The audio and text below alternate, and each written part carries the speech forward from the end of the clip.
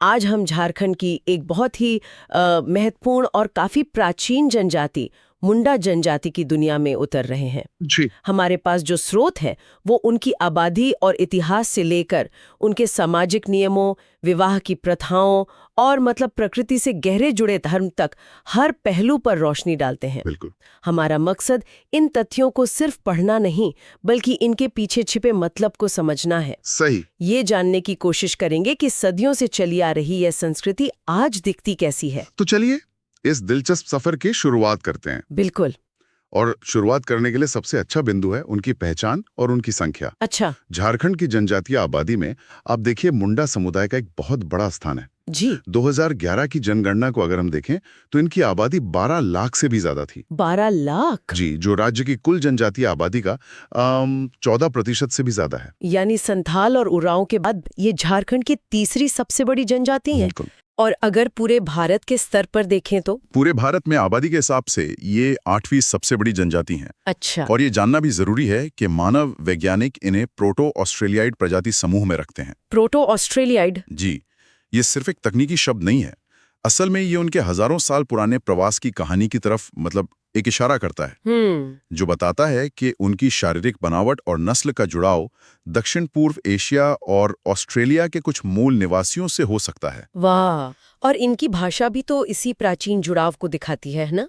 Austro Asiatic भाषा परिवार। हाँ, ये वही भाषा परिवार है जिसकी शाखाएं वियतनाम, कंबोडिया से लेकर भारत के मध्य और पूर्वी हिस्सों तक फैली हुई हैं। अच्छा। वे अपनी भाषा को होड़ो जागर कहते हैं और खुद के लिए वे मुंडा शब्द का इस्तेमाल नहीं करते। वे खुद को होड़ो को कहते हैं। होड़ो को? इसका कोई खास मतलब होता है? हाँ, इसका मतलब है मनुष्य। मनुष्य। जी, ये बहुत आम है कि दुनिया भर की कई प्राचीन जनजातियां खुद को सिर्फ मनुष्य या लोग कहकर बुलाती हैं। सही। और दिलचस्प बात यह है कि मुंडा शब्द जो आज उनकी पहचान बन गया है, उसका शाब्दिक अर्थ विशिष्ट व्यक्ति या गांव का राजनीतिक प्रमुख होता है। अच्छा, तो मतलब एक पदवी थी जो पूरे समुदाय का नाम बन गए। हाँ, शायद ऐसा ही हुआ होगा। तो ये तो हुई उनकी पहचान की बात, लेकिन वे झारखंड पहुंचे कैसे? उनका इतिहास क्या कहता है? उनका इतिहास देखिए बहुत पुराना है। माना जाता है कि झारखंड में उनका प्रवेश लगभग 600 ईसा पूर्व में हुआ था। 600 ईसा पूर्व? जी, ये बुद्ध के समय की बात है। यानी आज से 2500 साल से भी ज्यादा पहले। और वे आए कहाँ से थे? स्रोतों के अनुसार उनका जो मूल निवास था वो उत्तर प्रदेश के आजमगढ़ के पास था। उत्तर प्रदेश से? हाँ, ऐसा माना जाता है कि उस क्षेत्र में आर्यों के बढ़ते प्रभाव और दबाव के कारण उन्हें अपनी जगह छोड़कर पूर्व और दक्षिण की ओर बढ़ना पड़ा। तो ये एक तरह का विस्थापन था। उनका रास्ता कैसा रहा? ये एक लंबा और कई पीढ़ियों तक चला प्रवास था। वे गढ़ चित्रत से गढ़पाली, फिर गढ़नगरवार और फिर राजगीर होते हुए अंत में झारखंड की भूमि पर पहुंचे। जी, जहां उन्होंने जंगल साफ किए और गांव बसाए। इस प्रवास का एक और दिलचस्प सबूत मिलता है पुराने तिब्बती साहित्य में। तिब्बती साहित्य में? हाँ, जहां इस समुदाय के लिए कोक शब्द का इस्तेमाल किया गया है। कमाल है। यानी उनका अस्तित्व इतना प्राचीन है कि पड़ोसी सभ्यताओं के साहित्य में भी उनका जिक्र मिलता है। बिल्कुल। और आपने राजगीर का नाम लिया, जो बिहार में है।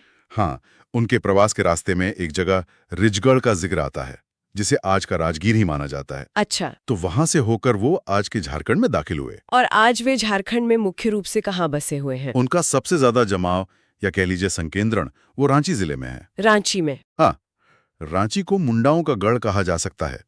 इसके अलावा गुमला, सिमडेगा, पश्चिमी सिंहभूम और सरायकेला खरसावां जैसे आसपास के जिलों में भी उनकी अच्छी खासी आबादी है। क्या वे सिर्फ झारखंड तक ही सीमित हैं? नहीं, बिल्कुल नहीं। झारखंड के बाहर भी पड़ोसी राज्यों जैसे ओडिशा और पश्चिम बंगाल में वे रहते हैं। अच्छा। इतना ही नहीं, त्रिपुरा और मध्य प्रदेश तक में मुंडा समुदाय के लोग बसे हुए हैं और इन अलग अलग इलाकों में उनकी कुछ खास पहचान भी बन गई है। जैसे तमाड़ क्षेत्र में रहने वाले मुंडाओं को तमाड़ी मुंडा या पातर मुंडा भी कहा जाता है। तो हमने देखा कि वे कहाँ से आए और कहाँ बसे। अब ये समझना दिलचस्प होगा कि इस बसावट ने उनके समाज को, उनके विवाह के नियमों को कैसे आकार दिया। बिल्कुल, उनका सामाजिक ढांचा बहुत व्यवस्थित और नियमों पर आधारित है। सबसे पहला नियम तो ये है कि ये जनजाति अंतर्विवाही है। एंडोगेमस। जी, यानी शादी अपनी ही जनजाति के अंदर होती है। ठीक है, वे मुंडा लड़के या लड़की से ही शादी करते हैं। जी लेकिन क्या इसके अंदर भी कोई नियम है? हाँ, और ये सबसे कड़ा नियम है। वे अपने गोत्र, जिसे वे किली कहते हैं, किली? उसमें विवाह नहीं कर सकते। एक ही गोत्र के लड़का लड़की को भाई बहन माना जाता है, अच्छा। इसलिए उनके बीच शादी की कोई गुंजाइश ही नहीं होती। ये बहिर्विवाह या एक्सोगेमी का एक आदर्श उदाहरण है। तो जनजाति के अंदर पर गोत्र के बाहर। जी ये तो बहुत स्पष्ट नियम है। जी और शादी के रिवाजों में वधू मूल्य की भी कोई प्रथा है? हाँ, ये एक महत्वपूर्ण रस्म है। इसे गोनोंग टाका या कुरी गोनोंग कहते हैं। गोनुंग टाका। इसमें वर पक्ष यानी लड़के वाले वधु पक्ष को सम्मान के तौर पर कुछ मूल्य चुकाते हैं। ये पैसे, मवेशी या सामान, मतलब कुछ भी हो सकता है। और अगर शादी नहीं चलती है तो क्या तलाक का भी कोई प्रावधान है? हाँ, तलाक को मान्यता प्राप्त है और उसे साकमचारी कहा जाता है। साकमचारी। इसकी एक बहुत ही प्रतीकात्मक रस्म है। रिश्ते को खत्म करने के लिए पंचायत के सामने साल के पत्ते को फाड़ दिया जाता है। पत्ते को फाड़ दिया जाता है? जी, जैसे पत्ता फिर जुड़ नहीं सकता, हाँ। वैसे ही वो रिश्ता भी खत्म मान लिया जाता है। हाँ। और तलाक की स्थिति में लड़की के परिवार को वधु मूल्य यानी गोनुंग टाका हाँ। लड़के के परिवार को लौटाना पड़ता है। ये पूरी व्यवस्था तो काफी व्यवस्थित लगती है। समाज का स्वरूप कैसा है? पितृसत्तात्मक? हाँ, मुंडा समाज पितृसत्तात्मक यानी पेट्रियार्कल है। परिवार के मुखिया पुरुष होते हैं और वंश पिता के नाम से ही आगे बढ़ता है। विवाह के इन नियमों के अलावा क्या शादी करने के अलग-अलग तरीके भी हैं?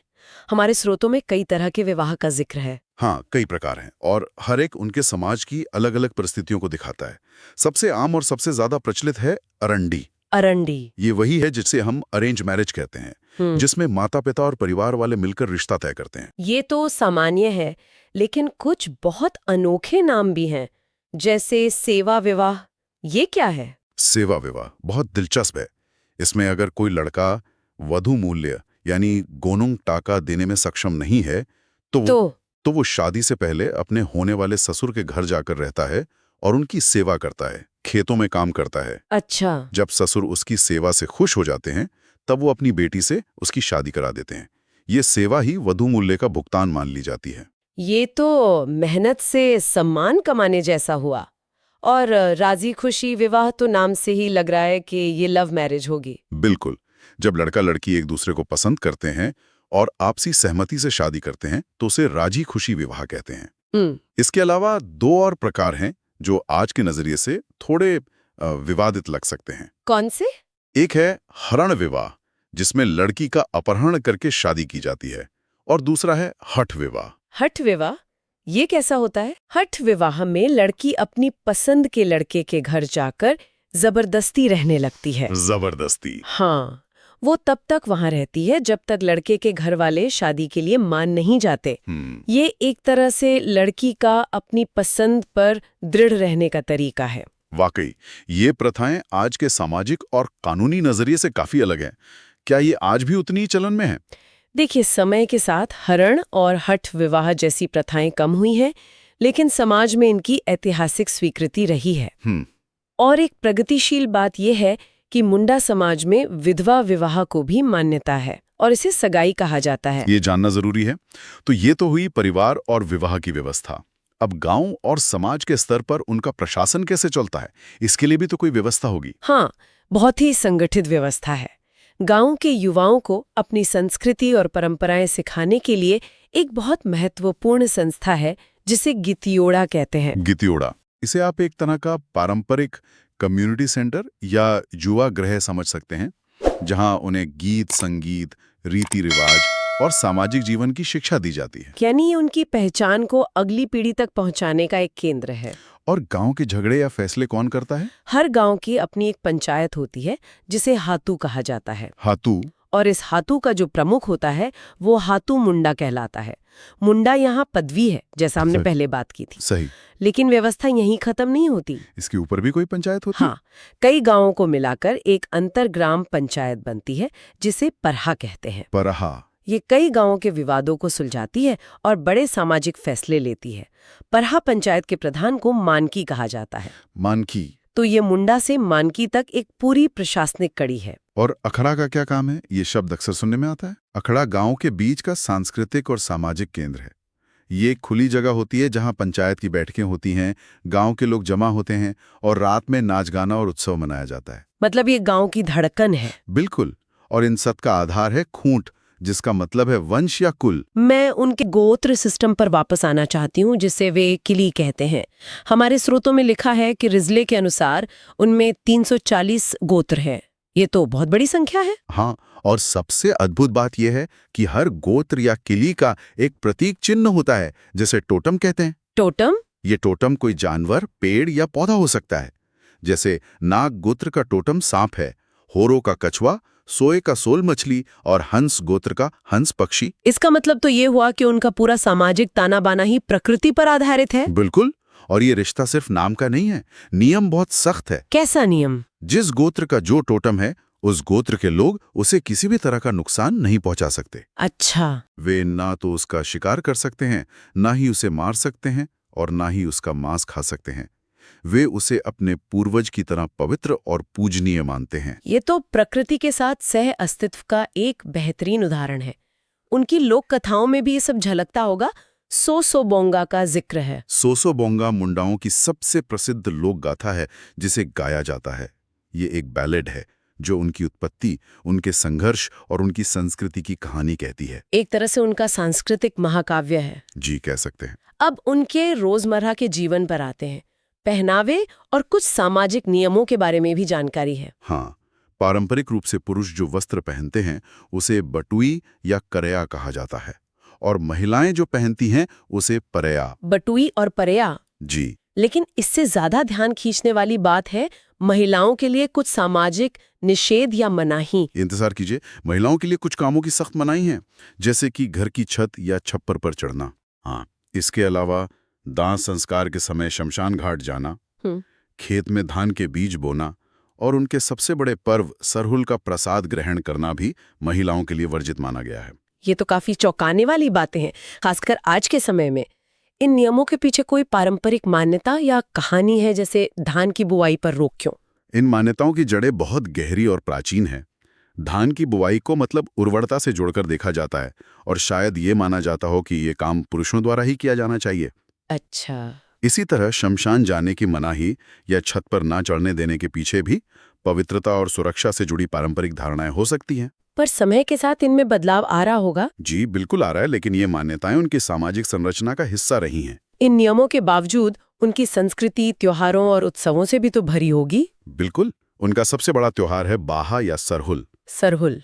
यह वसंत का उत्सव है, फूलों का त्योहार, जो चैत के महीने में मनाया जाता है, जब साल के पेड़ों पर नए फूल खिलते हैं। हाँ। यह प्रकृति के नए जीवन का उत्सव है। और सोहराय, ये तो पशुओं से जुड़ा लगता है। हाँ, सोहराय दिवाली के समय कार्तिक अमावस्या को मनाया जाता है, और इसमें पशुओं, खासकर गाय बैल की पूजा होती है, जो उनकी खेतीबाड़ी का आधार है। सही।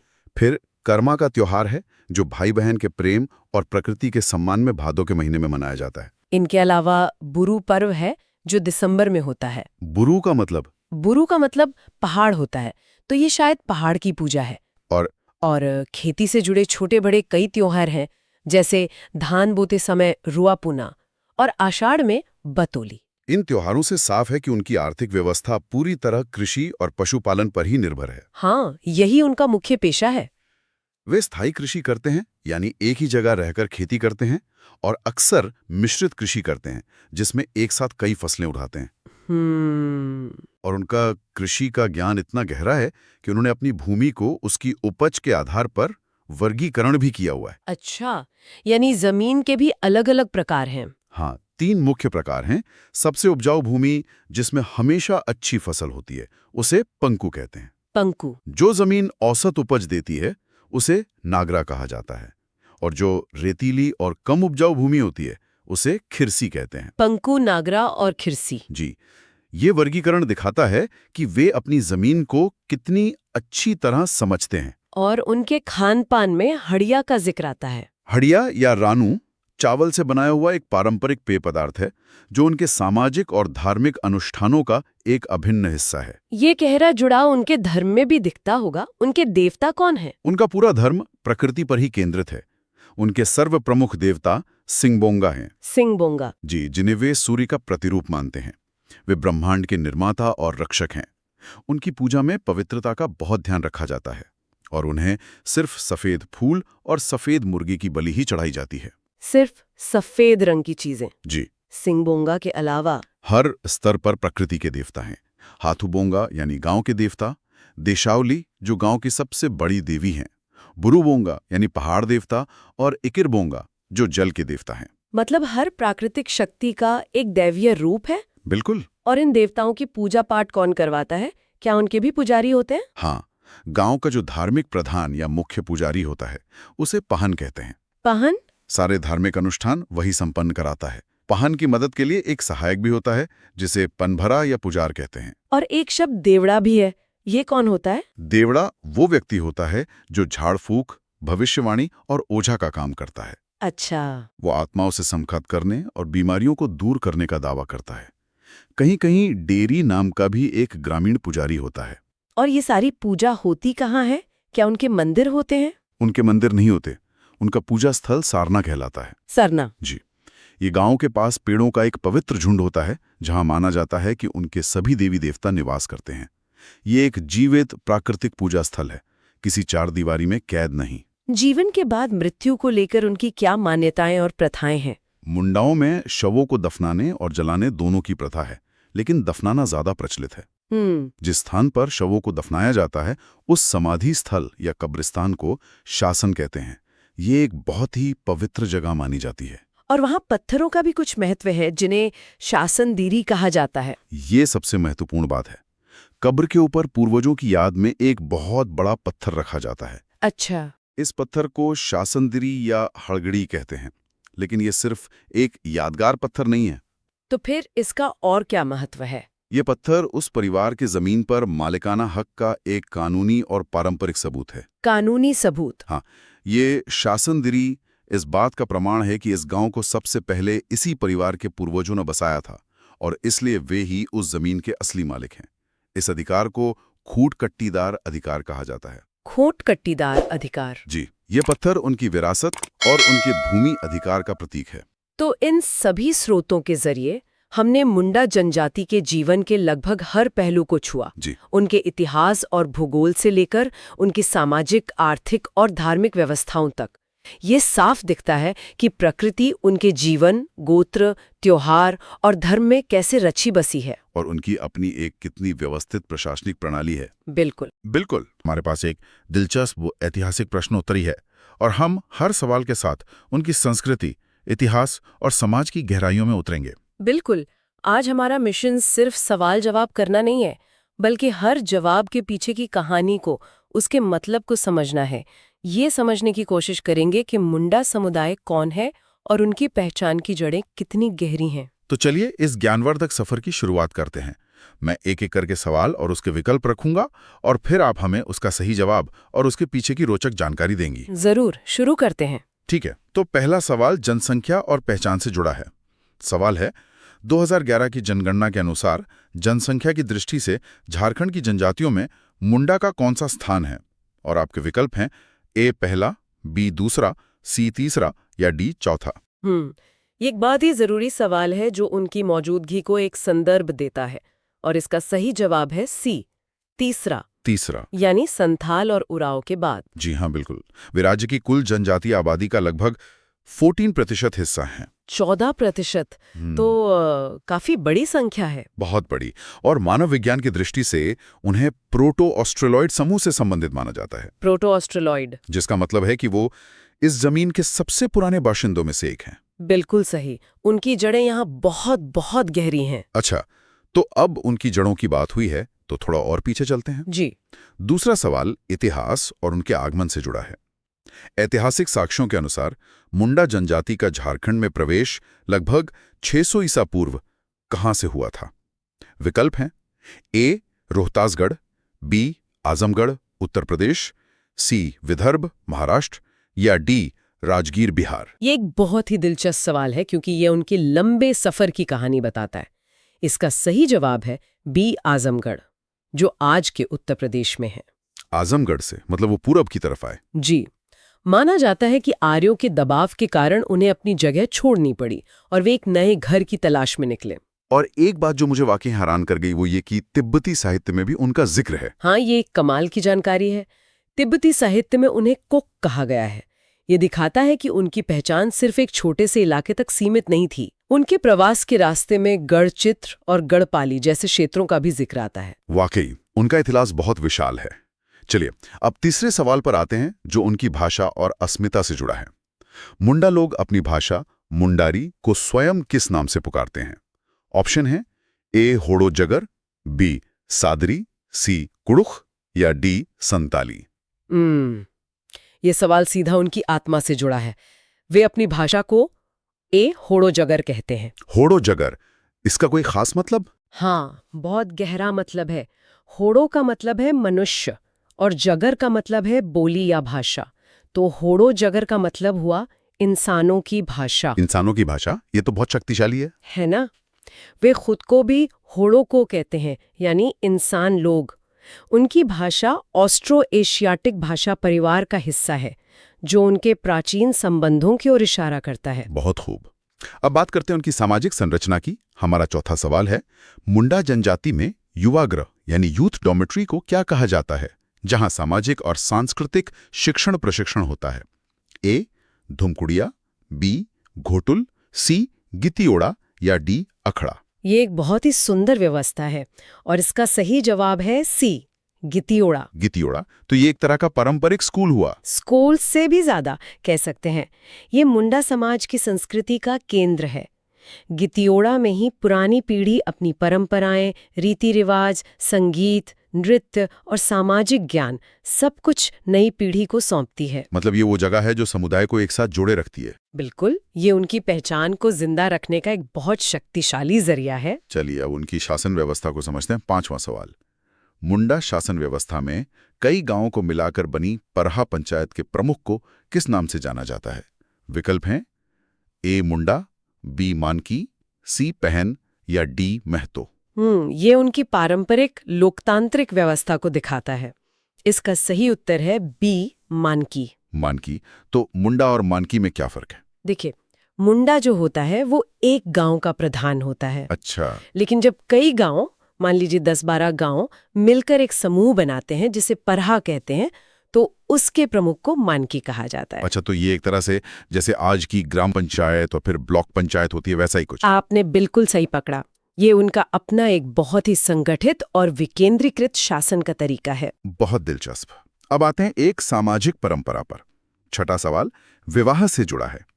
मुंडा जनजाति में विवाह के समय वर पक्ष द्वारा वधु पक्ष को दिए जाने वाले वधु मूल्य यानी ब्राइड प्राइस को क्या कहते हैं? ए पौन, बी गोनोंग टाका, सी दस्तूरी या डी डाली कटारी। ये एक बहुत ही महत्वपूर्ण प्रथा है जो समाज में महिलाओं के सम्मान को दर्शाती है। इसे कहते हैं बी गोनोंग टाका। कुछ जगहों पर इसे कुरी गोनोंग भी कहा जाता है। गोनोंग टाका, ये तो दहेज से तो बिल्कुल उल्टा हुआ। जी, बिल्कुल उल्टा। और एक और दिलचस्प बात है। क्या? अगर तलाक होता है, जिसे वो साकमचारी कहते हैं, तो ये गोनोंग टाका की राशि वधु पक्ष को लौटानी पड़ती है। अच्छा, तो ये रिश्ते को एक तरह की गंभीरता भी देता है। सही बात है। ये सुनिश्चित करता है कि विवाह के बंधन को हल्के में न लिया जाए।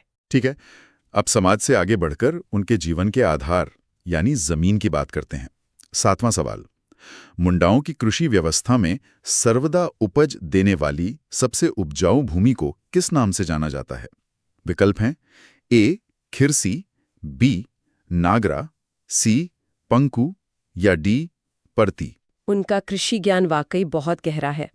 सबसे उपजाऊ भूमि जो हमेशा अच्छी फसल देती है उसे सी पंकु कहा जाता है। पंकु, और बाकी नाम जैसे खिरसी और नागरा? हाँ, खिरसी थोड़ी बालू वाली मतलब रेतीली भूमि होती है और नागरा औसत उपज वाली भूमि को कहते हैं। ये वर्गीकरण दिखाता है कि वो अपनी जमीन को कितनी अच्छी तरह समझते हैं। जाहिर है प्रकृति से उनका रिश्ता बहुत गहरा है और ये उनके त्योहारों में भी दिखता होगा। तो आठवां सवाल इसी से जुड़ा है। मुंडाओं का वह कौन सा प्रसिद्ध त्योहार है जिसे फूलों का त्योहार या बा पर्व भी कहा जाता है? ए कर्मा, बी सोहराय, सी सरहुल या डी माघे पर्व। जी, प्रकृति से उनका जुड़ाव उनके हर उत्सव में झलकता है। और इसका सही उत्तर है सी, सरहुल। सरहुल, इसे बा पर भी कहते हैं, आपने बताया। हाँ, मुंडारी में बा का मतलब होता है फूल और पर्व का मतलब त्योहार। तो ये हुआ फूलों का त्योहार। ये चैत महीने में मनाया जाता है, जब साल के पेड़ों पर नए फूल खिलते हैं। ये असल में प्रकृति के नए जीवन का उत्सव है। कितना सुंदर है ये। अब उनके धार्मिक विश्वासों की ओर बढ़ते हैं। 9वां सवाल, मुंडा जनजाति के सर्व प्रमुख देवता कौन हैं जिन्हें सूर्य का प्रतिरूप माना जाता है? ए, सिंगबोंगा, बी, हाथूबोंगा, सी, देशावली या डी, बुरुबोंगा? उनके देवमंडल में सबसे ऊपर जो सर्वोच्च शक्ति हैं, वो हैं ए, सिंगबोंगा। सिंगबोंगा, तो ये सूर्य देव ही हैं? जी, सिंह का मतलब सूर्य और बोंगा का मतलब देवता। उन्हें ही सृष्टि का रचयिता और पालनहार माना जाता है। और उनकी पूजा में कोई खास बात? एक बहुत खास बात है। सिंह बोंगा को सिर्फ सफेद रंग की चीजें ही चढ़ाई जाती हैं। सफेद फूल, सफेद प्रसाद और बलि में भी सिर्फ सफेद मुर्गा। सफेद रंग को पवित्रता का प्रतीक माना जाता है। अच्छा, चलिए अब हम अपने आखिरी और शायद सबसे गहरे सवाल पर आते हैं। ये सवाल उनके पूर्वजों, उनकी जमीन और उनके इतिहास सबको एक साथ जोड़ता है। 10वां सवाल है, मुंडा परंपरा में शासन यानी समाधि स्थल में पूर्वजों की स्मृति में रखे जाने वाले विशाल पत्थर को क्या कहा जाता है? ए, शासन दीरी, बी, अखड़ा, सी, सरना या डी, खूंटकट्टी? ये एक ऐसी परंपरा है जो उनकी पूरी पहचान का सार है। उस विशाल पत्थर को शासन दीरी कहते हैं। शासन दीरी, तो ये एक तरह का मेमोरियल स्टोन या स्मारक पत्थर हुआ? ये सिर्फ स्मारक नहीं है, इसका मतलब उससे कहीं ज्यादा गहरा है। शासन गांव का समाधि स्थल होता है और दीरी का मतलब है पत्थर। इस पत्थर को हड़गड़ी भी कहते हैं और ये पत्थर इस बात का जीता जागता सबूत है। किस बात का सबूत? इस बात का कि उस परिवार के पुरखे उस गांव के संस्थापक थे। ये पत्थर जमीन पर उस परिवार के अधिकार का एक भौतिक दस्तावेज है, एक तरह का जीवित भूमि रिकॉर्ड। मतलब ये आज के कागजी दस्तावेजों से भी ज्यादा मजबूत प्रमाण है। ये पत्थर ही उनका इतिहास है और जमीन पर उनका हक भी। आपने बिल्कुल सही समझा। ये उनकी जड़ों का प्रतीक है, जो उस जमीन में उतनी ही गहराई से गड़ा है जितनी उनके समुदाय की जड़ें उस इलाके में हैं। तो इस प्रश्नोत्तरी के जरिए हमने मुंडा जनजाति की दुनिया की एक झलक देखी। ये सिर्फ कुछ तथ्य नहीं थे, बल्कि हमने देखा कि कैसे उनकी आबादी, उनका इतिहास, भाषा, समाज और मान्यताएं सब एक दूसरे से कितनी खूबसूरती से जुड़ी हुई हैं।